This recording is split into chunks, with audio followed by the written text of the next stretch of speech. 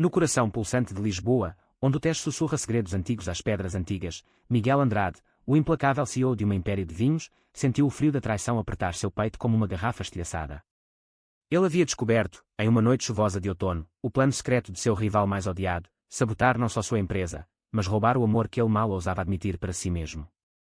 Mas antes que a fúria o consumisse, um gesto simples de um jovem barista, cujos olhos castanhos carregavam o peso de mundos invisíveis, mudou tudo, um gesto que desvendaria camadas de dor, preconceito e uma paixão que desafiava as sombras da sociedade portuguesa. Miguel Andrade acordou com o gosto amargo da vitória vazia na boca. Aos 38 anos, ele era o epítome do sucesso em Lisboa, alto, de ombros largos moldados por anos de natação no Rio Tejo, com cabelos pretos levemente grisalhos nas têmporas que lhe davam um ar de sofisticação envelhecida pelo tempo. Sua empresa, a Vinhas do Atlântico, dominava o mercado de vinhos portugueses, exportando para o mundo inteiro o néctar rubi das vinhas do Douro. Mas naquela manhã de segunda-feira, enquanto o sol filtrava pelas persianas de seu apartamento no Chiado, um e-mail anónimo mudara tudo. Seu rival sabe de você. E ele vai destruir tudo que você ama, dizia a mensagem, anexada a documentos que delineavam um plano meticuloso de sabotagem industrial, e pior, insinuações sobre sua vida privada, aquela que Miguel guardava como um vinho raro em adega secreta. Ele era gay, um segredo que carregava como uma cruz desde a juventude em uma família conservadora de Porto. Seus pais, donos de uma pequena adega familiar, nunca souberam, o escândalo teria destruído o legado. Em Lisboa, ele se permitira pequenas liberdades, encontros discretos em bares escondidos do bairro alto, onde a noite engolia confissões. Mas amor? Amor era um luxo que Miguel negara a si mesmo, temendo que enfraquecesse sua armadura de CEO implacável. Seu rival, Carlos Mendes, era o oposto, um homem de 42 anos, charmoso e volúvel, dono da Mendes Vinhos, que há anos disputava o trono do mercado. Carlos era hétero declarado, casado com uma socialite de Cascais, mas rumores sussurravam sobre sua bissexualidade oculta, alimentada por noites de excessos em festas privadas. O ódio entre eles era lendário nas salas de reunião da Associação de Produtores de Vinho. Miguel o via como um oportunista sem alma, Carlos retrucava chamando-o de o Ermita do Douro. Enquanto Miguel relia o e-mail pela 10ª vez, seu telefone vibrou. Era João, seu assistente de confiança, um jovem de 25 anos que entrara na empresa 2 anos antes como estagiário e subira rápido graças à sua intuição afiada. João era de Évora, com pele morena marcada pelo sol alentejano, olhos castanhos profundos como azeitonas maduras e um sorriso que desarmava reuniões tensas. Ele era abertamente gay, ou pelo menos, tão aberto quanto Portugal permitia em 2025, com leis progressistas mas preconceitos enraizados em vilarejos e salas de boardrooms.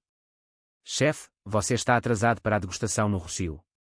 Eu cuido do café, a mensagem dizia, seguida de um emoji de xícara fumegante. Miguel sorriu apesar de tudo. João era sua âncora, o único que sabia de sua orientação, confidenciada em uma noite de vinho tinto após uma crise de exportação para a China. Na rua, o ar de Lisboa era fresco, carregado do cheiro de pastéis de nata das confeitarias. Miguel desceu as escadarias do Chiado, ignorando os olhares curiosos dos turistas que fotografavam os azulejos barrocos. Seu motorista o esperava, mas ele dispensou o carro, precisava caminhar, deixar o Tejo lavar a raiva. No caminho para o Rossio, parou em uma pequena cafeteria no Largo do Carmo, um oásis escondido entre as ruínas do convento. Ali, atrás do balcão, estava Rafael, o barista de 22 anos que Miguel frequentava há meses. Rafael era um sonho acordado, magro, com cabelos cacheados castanhos caindo sobre a testa, sardas salpicadas no nariz como estrelas no céu de verão alentejano. Vindo de uma família de agricultores em Beja, ele estudava design gráfico à noite e sonhava com exposições em galerias de Lisboa. Seus olhos verdes, herdados de uma avó irlandesa, brilhavam com uma inocência que contrastava com a sabedoria prematura de quem crescera ouvindo histórias de tios gays ostracizados pela igreja local. Bom dia, Sr. Andrade. O de sempre. Capucino com canela e um toque de licor de figo? Perguntou Rafael, sua voz suave como o fado que ecoava de um rádio antigo no canto. Miguel assentiu, sentando-se à mesa de canto, de onde podia observar o movimento sem ser visto. Enquanto Rafael preparava a bebida, seus dedos ágeis dançando sobre a máquina de expresso, Miguel permitiu-se um momento de fraqueza, imaginar como seria convidar aquele jovem para jantar no terraço de sua casa em Sintra, sob as luzes das estrelas. Mas o e-mail ecoava em sua mente, Carlos sabia. Como? Quem traíra? Seus pensamentos foram interrompidos por um copo quente deslizado à sua frente. Hoje está com uma cara pesada. Quer falar? Eu ouço bem, sabe? Além de fazer café, disse Rafael com um piscar de olhos que fez o coração de Miguel falhar uma batida. Ele riu, forçado. Obrigado, Rafael. Mas é só o peso do mundo dos vinhos. Concorrência feroz. Rafael inclinou a cabeça, limpando o balcão com um pano. Eu entendo. Meu pai diz que o Alentejo é terra de uvas e espinhos. Às vezes, os espinhos cortam mais fundo. Havia uma tristeza ali, uma história não contada. Miguel pagou e saiu, mas o gesto de Rafael, um guardanapo dobrado com um desenho rápido de uma videira florescendo, ficou em seu bolso como um talismã. De volta ao escritório no Baixa, João esperava com pilhas de relatórios. Chefe, ouvi boatos. Mendes está pressionando fornecedores no Douro. E há algo sobre um vazamento na imprensa sobre sua vida pessoal. O estômago de Miguel revirou. O plano de Carlos, não só roubar contratos, mas expor sua sexualidade para desestabilizá-lo, usando o preconceito conservador de investidores tradicionais para derrubá-lo. A tarde se arrastou em reuniões tensas. Miguel confrontou seu time de segurança cibernética, o e-mail viera de um IP rastreado até um café em Cascais, reduto de Carlos. Mas provas concretas faltavam. À noite, exausto, ele vagou pelo bairro alto, onde as ruas estreitas pulsavam com vida noturna. Entrou em um bar discreto, o Arco-Íris escondido, frequentado por uma comunidade LGBTQ+, que se reunia em segredo apesar das marchas do orgulho cada vez mais visíveis. Ali, entre copos de ginginha e conversas sussurradas, ele avistou João dançando com um grupo de amigos. João, que equilibrava sua vida dupla com maestria, de dia, o assistente eficiente, de noite, o ativista que organizava eventos para jovens que era em Lisboa. Seus olhos se encontraram, e João se aproximou, suado e radiante. Você aqui? Isso é raro. Vem dançar, esquece o mundo por uma hora. Miguel hesitou, mas aceitou. Pela primeira vez em anos, permitiu-se mover ao ritmo de uma música eletrónica remixada com fado, sentindo o corpo de João roçar o seu em uma dança inocente, mas carregada de tensão não resolvida. Eles eram amigos, confidentes, mas havia algo mais, uma faísca que Miguel sufocava por medo de complicar o trabalho. Obrigado por ser você, João, murmurou ele sobre o barulho. João sorriu, seus dentes brancos contrastando com a pele dourada. Sempre, Miguel. Mas você merece mais que segredos. A conversa fluiu para cantos mais quietos, onde João confidenciou sua própria luta, um ex-namorado que o abandonara por pressão familiar, deixando cicatrizes de dúvida. Miguel ouviu, tocando levemente o braço de João, um gesto que dizia mais que palavras. Mas o destino, caprichoso como o vento do Atlântico, interveio. No dia seguinte, durante uma inspeção surpresa nas vinhas do Douro, uma viagem de trem de Lisboa que Miguel usava para escapar, ele recebeu uma ligação de Rafael. Senhor Andrade, eu. Encontrei algo no seu casaco que você esqueceu ontem. Um papel com anotações. Parece importante. Posso levar ao seu escritório. O coração de Miguel parou. O casaco. Ele o deixara na cafeteria. As anotações eram rabiscos sobre o plano de Carlos, feitos em um momento de pânico após o e-mail. Pânico puro, se Rafael lesse, se Carlos descobrisse através dele. Ele correu para o trem seguinte de volta, o Douro ficando para trás como um sonho interrompido. Em Lisboa, a cafeteria estava fechada para o almoço. Miguel esperou, ansioso, vendo Rafael chegar de bicicleta, o vento bagunçando seus cachos. Aqui está, disse o jovem, entregando o casaco com um sorriso tímido. Mas seus olhos traíam curiosidade. Eu não li, juro. Mas, se precisar de ajuda, eu sei guardar segredos. Cresci guardando os meus. Miguel sentiu uma onda de alívio misturada à atração. Por quê? Porque me ajudar. Rafael baixou o olhar. Porque você parece alguém que carrega o mundo sozinho. E eu? Eu vejo em você um pouco de mim. Alguém que ama diferente, em um país que ainda julga. As palavras de Rafael abriram uma porta que Miguel mantivera trancada. Eles sentaram em um banco no largo, o sol do meio-dia aquecendo as pedras. Rafael contou sua história, aos 18, fora expulso de casa pelo pai ao ser pego com um namorado na fazenda familiar. Chegara a Lisboa com nada, trabalhando de garçom enquanto sonhava com arte que celebrasse o amor que era sem vergonha. Miguel, tocado, compartilhou fragmentos da sua própria dor, o pai que o pressionara a casar, a mãe que morrera sem saber a verdade. Pela primeira vez, ele falou de João, o amigo que beirava o amor, e do medo de perdê-lo para o escândalo. Rafael ouviu, desenhando distraidamente em um guardanapo, duas videiras entrelaçadas, resistindo a uma tempestade. Mas o idílio foi curto. Naquela noite, Carlos Mendes marcou uma reunião, pacífica, em um restaurante no Alfama, sob o pretexto de uma trégua comercial. Miguel foi, armado com advogados e o guardanapo de Rafael como lembrete de esperança. O lugar era íntimo, com paredes cobertas de azulejos azuis e o som de um fado melancólico ao fundo. Carlos chegou impecável, com um sorriso de tubarão. Miguel, meu caro rival. Vamos falar de negócios. E de verdades. Ele deslizou uma pasta sobre a mesa, fotos granuladas de Miguel no bar do Barro Alto, dançando com João. Sua pequena fraqueza. Publique isso, e seus investidores fogem como ratos de um navio afundando. Assine os contratos do Douro para mim, e eu guardo silêncio. O ódio de Miguel explodiu como vinho fermentado. Você é um covarde, Carlos. Usa preconceitos para vencer. Portugal mudou, casamentos iguais, paradas do orgulho.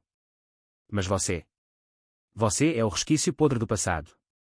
Carlos riu, mas havia inveja em seus olhos. Rumores diziam que ele invejava a integridade de Miguel, sua recusa em comprometer valores por poder. A discussão escalou, pratos tilintando, até que um garçom interveio, Rafael, fazendo hora extra. Seus olhos se arregalaram ao ver a cena. Senhor Andrade. O que está acontecendo? Carlos, vendo uma oportunidade, virou-se para Rafael. Ah, o barista bonitinho. Você sabe dos segredos dele. Ajude-me, e eu pago bem. Mas Rafael, em um gesto de coragem que ecoaria por anos, pegou o telefone de Carlos da mesa, esquecido em um momento de distração, e, com dedos trêmulos, acessou o e-mail aberto, copiando as provas do plano de sabotagem para seu próprio dispositivo. Não, disse ele simplesmente, devolvendo o telefone com um empurrão. Eu não traio quem confia em mim. E você, Sr. Mendes, é o tipo de homem que envenena uvas em vez de cultivá-las. O salão congelou. Carlos empalideceu, percebendo o roubo digital. Miguel, atonito, puxou Rafael para fora, o fado agora soando como uma profecia. Eles correram pelas ruas labirínticas do Alfama, risos nervosos misturando-se ao pânico, até o mirador com vista para o Tejo iluminado pela lua. Ali, ofegantes, Miguel abraçou Rafael, o primeiro toque real, cheio de gratidão e algo mais profundo. Você salvou tudo. Por quê? Perguntou ele, voz rouca. Rafael corou sob a luz prateada. Porque no seu olhar, eu vi um futuro onde o amor não é segredo. E talvez eu queira fazer parte dele. Enquanto isso, João, que rastreara o telefone de Miguel via app compartilhado, chegou correndo ao miradouro. A cena o paralisou, Miguel e Rafael, próximos demais. Ciúme, dor, confusão, emoções que ele engolira por meses explodiram. O que é isso? Eu pensei. Nós. Ele virou e fugiu, deixando Miguel dilacerado entre dois mundos. O gesto de Rafael salvara a empresa, mas e o coração? O triângulo de emoções, amizade, amor nascente, lealdade, tecia uma teia de conflitos que testaria todos. Dias se passaram em um turbilhão. Miguel usou as provas copiadas por Rafael para confrontar Carlos legalmente, envolvendo a polícia de fraudes cibernéticas. A mídia portuguesa, sempre ávida por escândalos corporativos, explodiu, guerra de vinhos, CEO acusa rival de chantagem homofóbica. O apoio veio inesperado, ativistas LGBTQ+, de todo o país, de Faro a Braga, inundaram as redes com amor sem vergonha, transformando a dor pessoal de Miguel em um movimento. Mas o preço era alto, sua orientação, outrora segredo, agora era manchete. Chamadas de família em Porto, silêncios constrangedores, investidores conservadores retirando-se, mas novos, progressistas, entrando. João, ferido, pediu demissão por e-mail. Não posso competir com um herói, Miguel. Você merece alguém que não duvide. As palavras cortaram fundo. Miguel o procurou em Évora, onde João se refugiara em uma casa de família. A viagem de trem foi um purgatório de reflexões. Ele amava João pela estabilidade, pela compreensão mútua. Rafael representava a paixão fresca, o risco.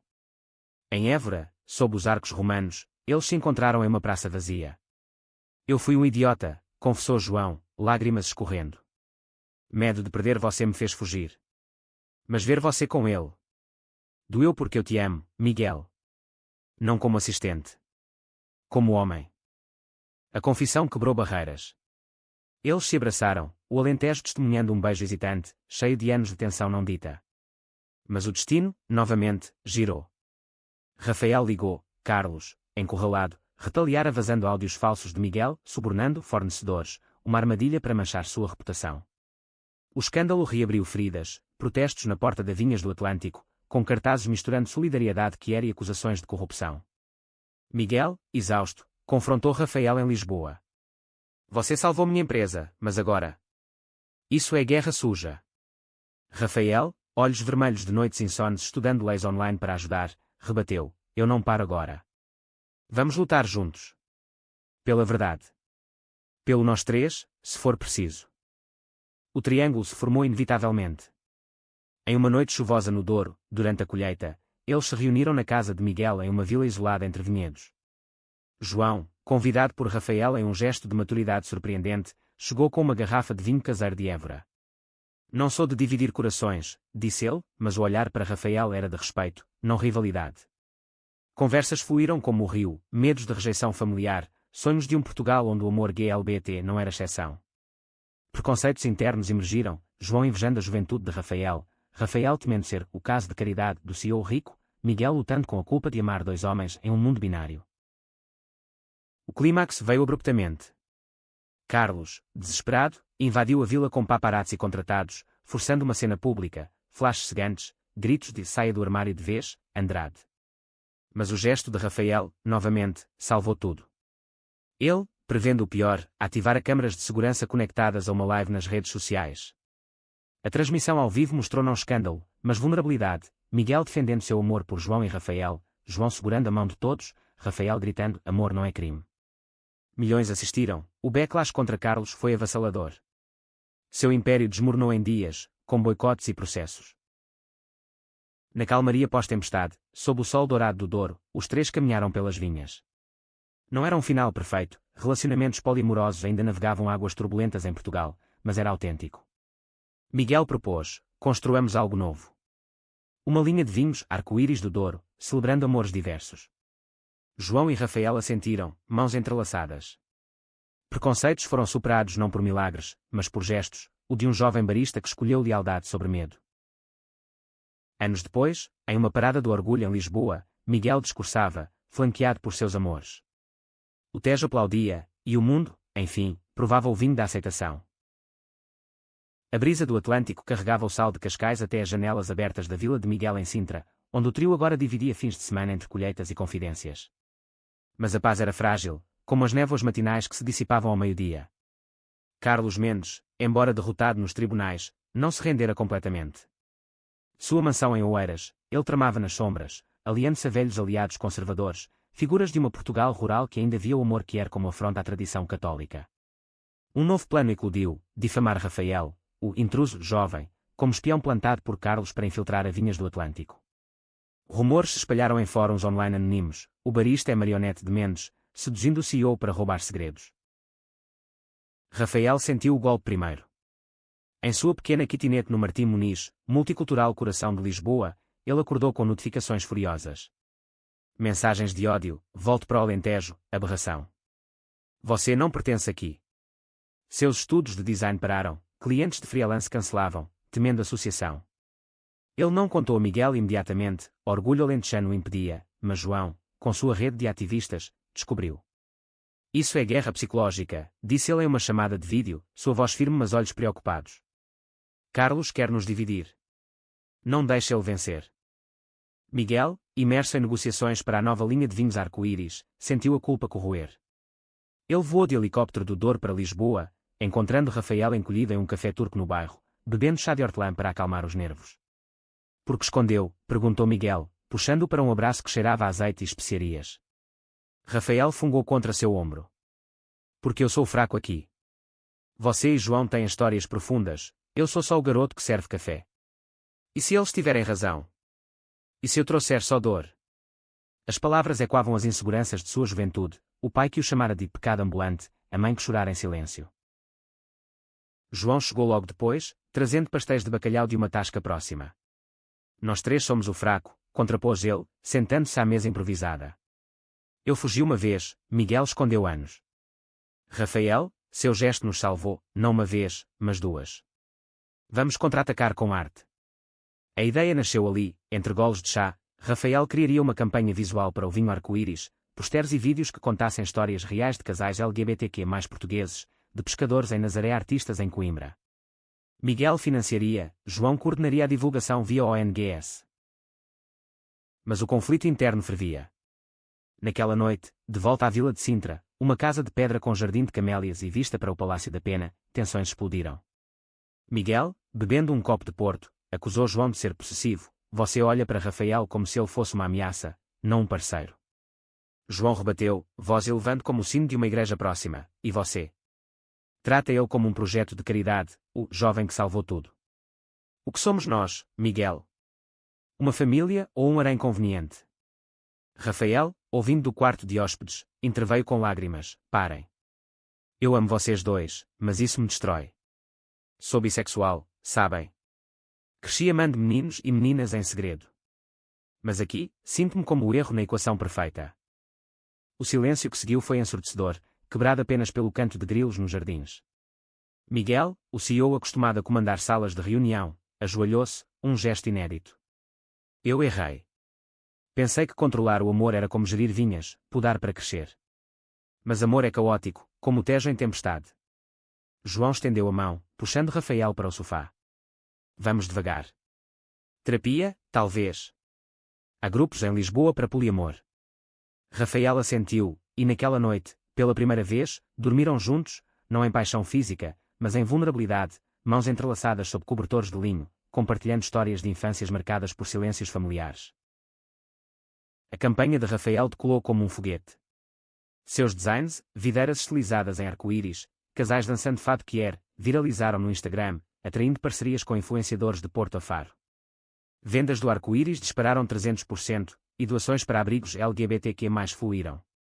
Mas Carlos contra-atacou, um processo judicial alegando difamação, convocando testemunhas falsas de Beja que juravam Rafael ser instável, propenso a mentiras. O tribunal em Lisboa virou circo midiático, com repórteres acampados na entrada do prédio neoclássico.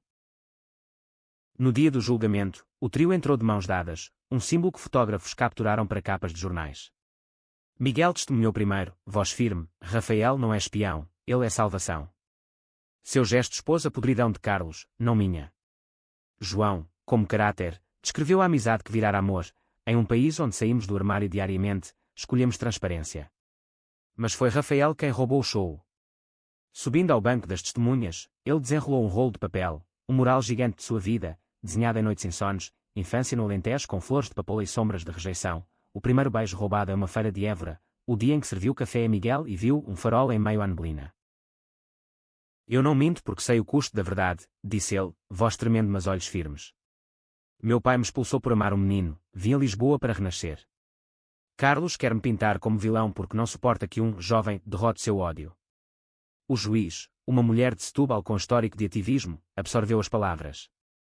Horas depois, o caso foi arquivado por falta de provas, e Carlos multado por assédio. Fora do tribunal, aplausos irromperam, não só de apoiadores, mas de transeuntes comuns, um casal idoso de Alfama acenando com orgulho. No aftermath, o trio viajou para o Algarve, alugando uma casa em Lagos com vista para praias de areia dourada.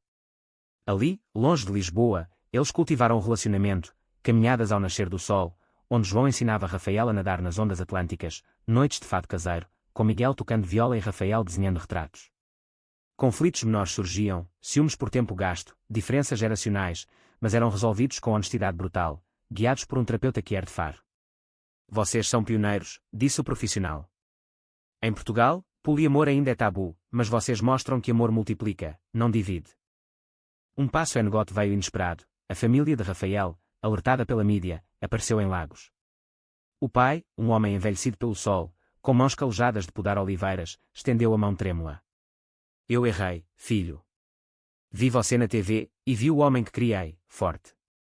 Lágrimas fluíram, reconciliação não foi instantânea, mas o primeiro abraço em anos plantou sementes. Miguel e João, ao lado, sentiram o peso aliviado, suas próprias famílias, devagar, começavam a se abrir, inspiradas pelo escândalo virado triunfo. Enquanto o sol se punha sobre o Atlântico, Rafael desenhou na areia, 3 figuras entrelaçadas, com vinhas crescendo ao redor. Isso é nós, disse ele. Contra tempestades, florescemos. O outono trouxe chuvas ao Douro, transformando vinhedos em tapetes molhados de folhas vermelhas, e com elas, novas sombras ao paraíso frágil do trio. Miguel recebera uma oferta irrecusável, fusão com uma gigante francesa de vinhos, que exigia expansão para o mercado asiático. É o sonho, disse ele em uma reunião na sala de degustação da vila, garrafas abertas exalando aromas de cereja e baunilha. Mas o preço, relocação temporária para Paris, deixando João e Rafael em Lisboa. 6 meses. Volto antes da colheita de primavera.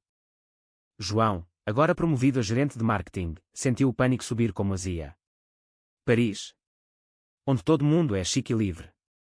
E nós ficamos aqui, esperando como uvas secando. Seus olhos, outrora confiantes, traíam medo de abandono, eco da juventude em Évora, onde promessas de amor evaporavam como orvalho.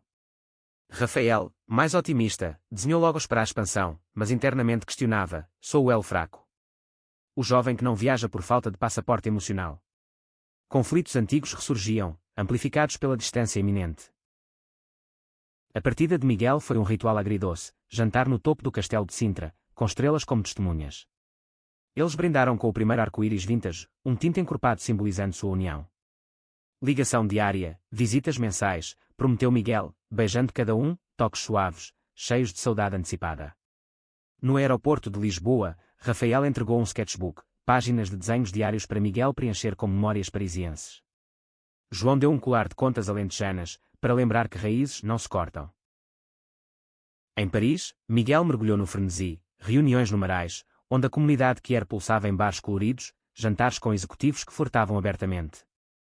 A liberdade o inebriava, caminhadas pelo Sena sem olhar julgadores, mas noites solitárias no hotel o atormentavam.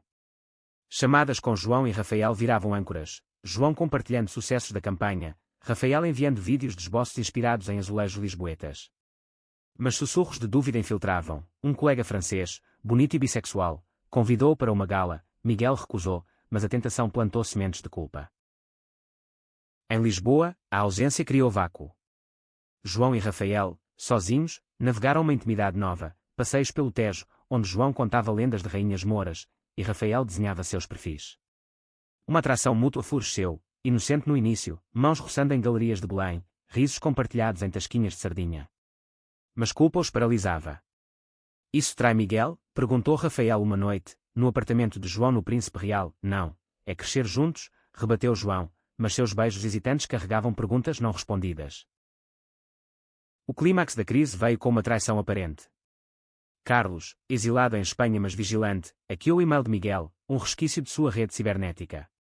Fotos manipuladas vazaram, Miguel em uma festa parisiense, braço ao redor do colega francês, legendadas: CEO gay troca amor português por charme galos. A mídia explodiu, escândalo arco-íris, traição em Paris. João viu primeiro, coração partido, ligou para Rafael, voz quebrada: ele nos deixou para trás. Rafael, ferido, correu para o estúdio de design, rasgando esboços em fúria. Miguel, acordando com o furacão nas redes, voou de volta em pânico. No aeroporto, pegou um táxi direto para o Chiado, onde encontrou João e Rafael em uma briga feia na cafeteria original, a mesma onde tudo começara. Vocês dois se beijaram enquanto eu estava fora. Isso é o que resta, gritou ele, voz e quando nas paredes de azulejos. Não era acusação vazia, um amigo comum, invejoso, plantara a semente do rumor. João, olhos flamejantes, rebateu: e você? Posando com franceses enquanto nós lutamos seus demónios aqui. Rafael, no meio, chorou: parem. O amor não é posse, é confiança. Se não confiamos, Carlos vence mesmo derrotado. O confronto escalou para as ruas, chuva fina molhando seus rostos como lágrimas do céu. Miguel confessou: eu flertei com a ideia de liberdade fácil, mas era fuga. Vocês são minha raiz, meu vinho encorpado.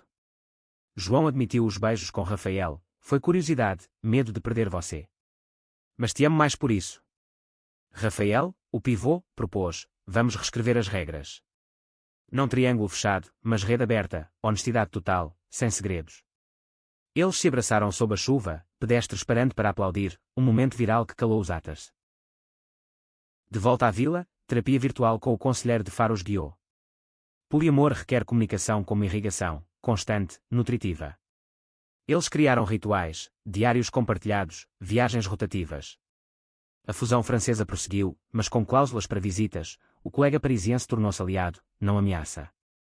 Carlos, vendo sua vingança falhar, vendeu sua empresa e sumiu para o Brasil, deixando um legado de lições. No inverno, sob neve rara em Sintra, eles lançaram o segundo vintage do arco-íris, um branco fresco, simbolizando renascimento. Brindes ecoaram, pelo amor que resiste às geadas.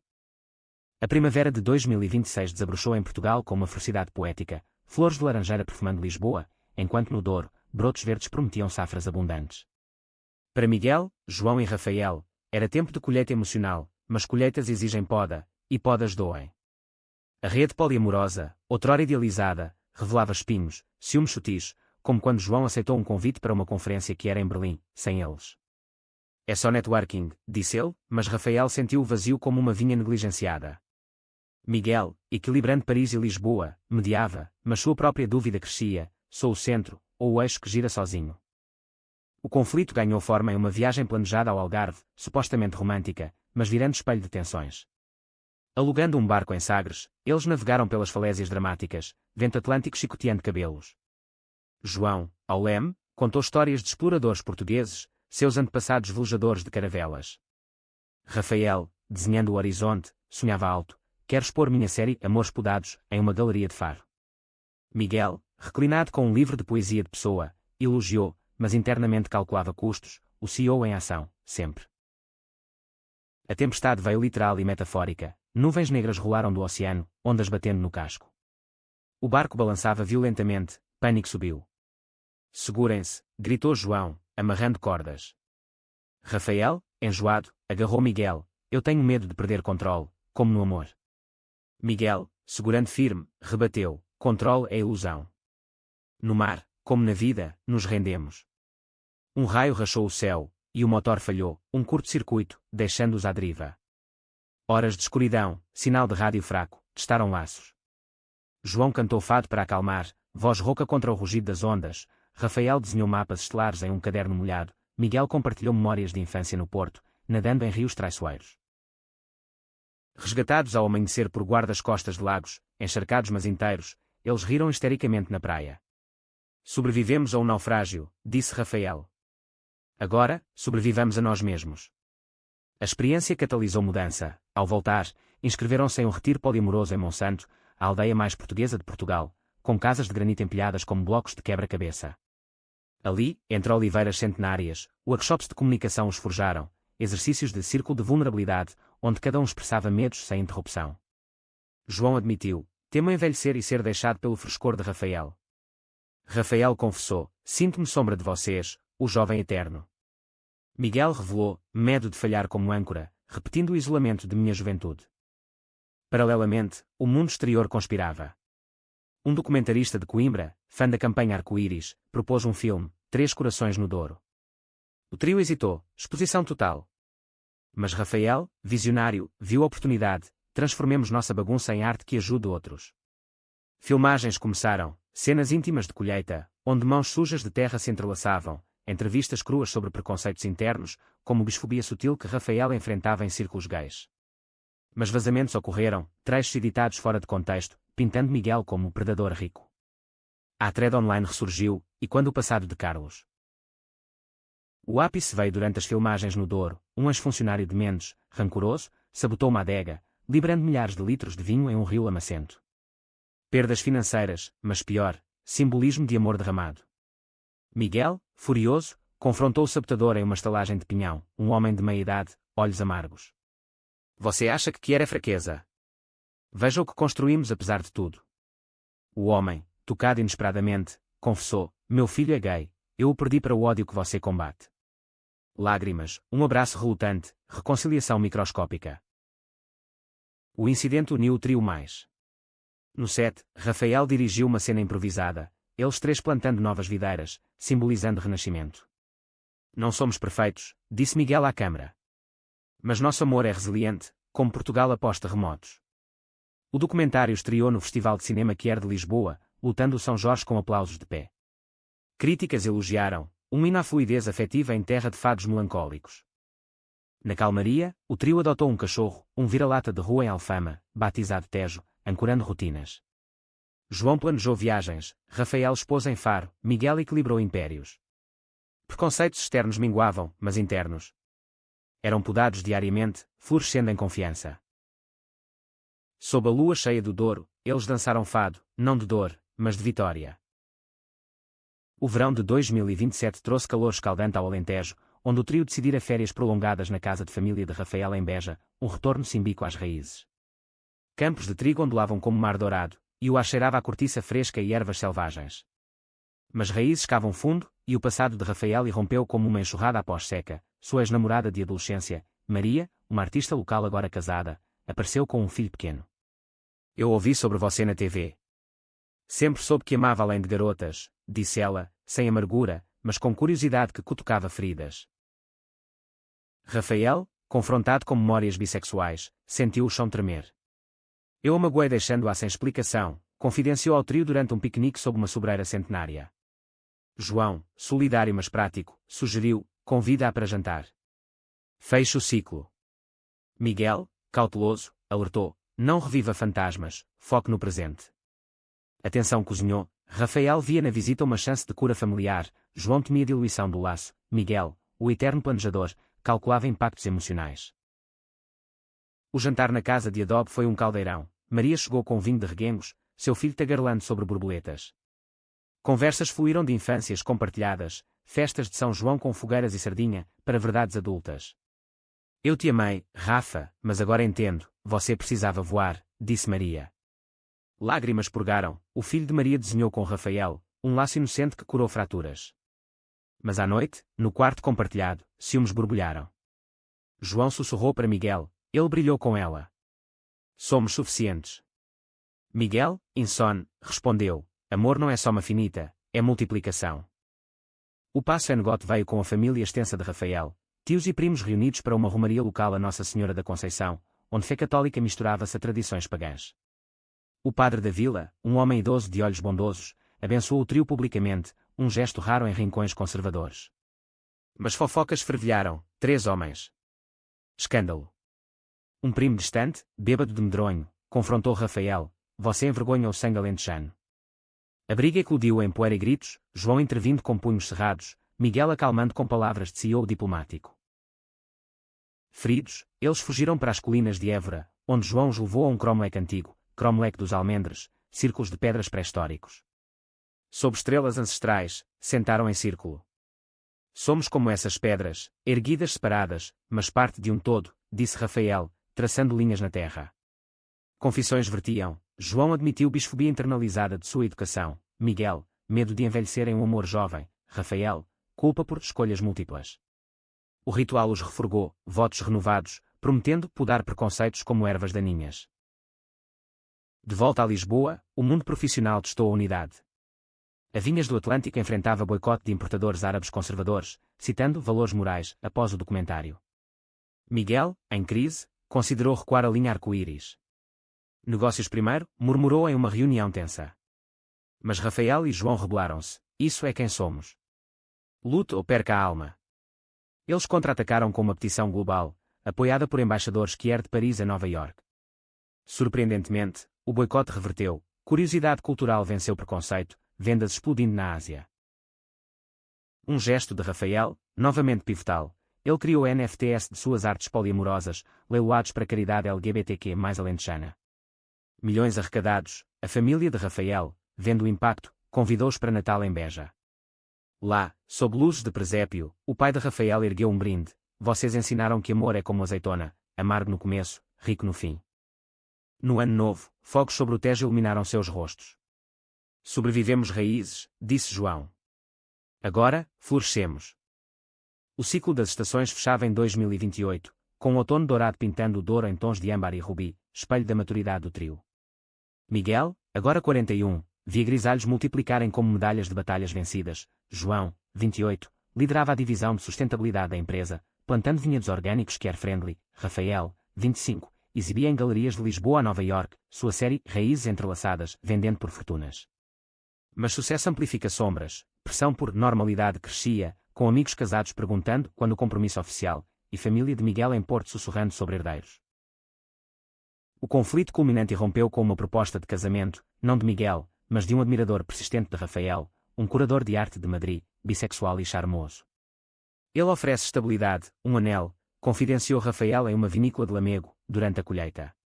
João, pisando uvas em tinteiros antigos, congelou, estabilidade. Nós não somos. Miguel, provando safras, sentiu o vinho azedar na boca, é medo nosso, ou desejo dele. A dúvida infetou, noites de discussões acaloradas na vila, onde taças se espatifavam como ilusões quebradas.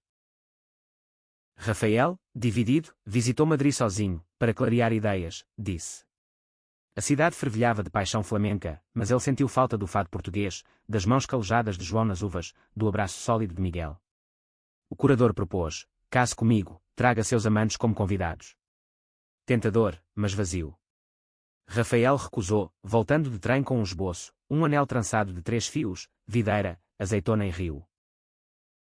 Em casa, o confronto final. Eu amo vocês, mas preciso saber se isso é para sempre, declarou Rafael, colocando o desenho na mesa.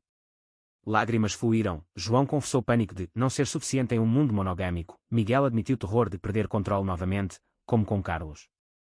Horas de catarse, guiadas por anos de terapia, levaram a uma revelação. Eles criariam seu próprio ritual, não casamento legal, mas uma cerimônia das videiras, no Douro, convidando famílias e amigos. Preparativos uniram. João organizou o menu alentejano, Rafael desenhou convites como pergaminhos iluminados, Miguel selecionou vinhos personalizados. Mas o passado assomou. Carlos Mendes, agora recluso em Évora, enviou uma carta anônima: seu amor é fraqueza, eu poderia ter vencido se não por piedade. Um último veneno, mas ignorado, o trio queimou a carta em uma fogueira ritual. A cerimônia, em uma encosta de vinhedos ao pôr do sol, foi mágica. 50 convidados, de ativistas a familiares relutantes. O pai de Rafael oficiou uma bênção pagã alentejana, a mãe de Miguel, viúva, chorou abençoando.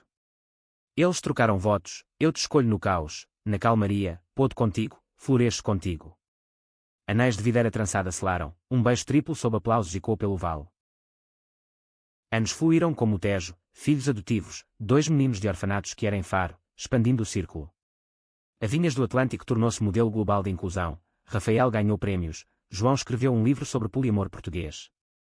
Preconceitos superados em gestos diários, mãos dadas em ruas de Lisboa, famílias unidas em natais multicoloridos. No fim, sob estrelas do Douro, Miguel sussurrou: um gesto de um jovem salvou tudo, e continua salvando. Eles brindaram, corações plenos como uvas maduras.